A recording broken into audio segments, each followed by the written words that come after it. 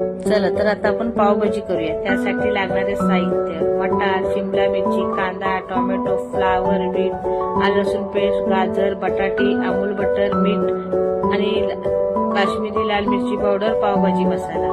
आता सगळ्या आपण भाज्या कुकर मध्ये घेऊया। मटार, फ्लावर, गाजर, बटाटे आणि सगळ्या भाज्या 5-6 वेळा धुवून स्वच्छ झाल्या त्याच्यावरती बीट किसलेला घालायचं। बीट घातला तर जरा कलर छान येतो भाजीला, त्याच्यामुळे बीट किसून घालायचं। आता कुकर ठेवायचा गॅसवर। 7-8 शिट्या चांगल्या होऊन झाल्या, कुकर थंड झाला की भाज्या मॅश करायच्या। मॅश करून सगळ्या झाल्या भाज्या व्यवस्थित गॅसवर कढई ठेवायची।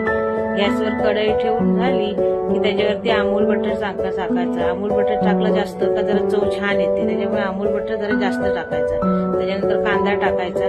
कांदा गोल्डन ब्राऊन होईपर्यंत परतून घ्यायचा। ते झाला की टोमॅटो टाकायचा। टोमॅटो सगळं हे होण्यासाठी जरासं वरून मीठ टाकायचं। मीठ टाकल्यामुळे कसं लगेच शिजतो। त्याच्यानंतर शिमला मिरची टाकायचा। शिमला मिरची पण छान परतून घ्यायची। त्याच्यानंतर आलं लसूण पेस्ट टाकायची। आलं लसूण पेस्ट पण सगळी मिक्स करून झाली की त्यावर जरा मॅश करायचं, म्हणजे मॅश केल्या का सगळ्या जरा छान होतं।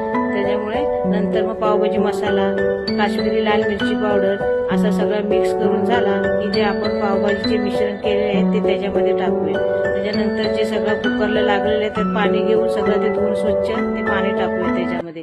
नंतर चवीनुसार मीठ, वरती कोथिंबीर टाकून आणि पावभाजी आपली खाण्यासाठी रेडी।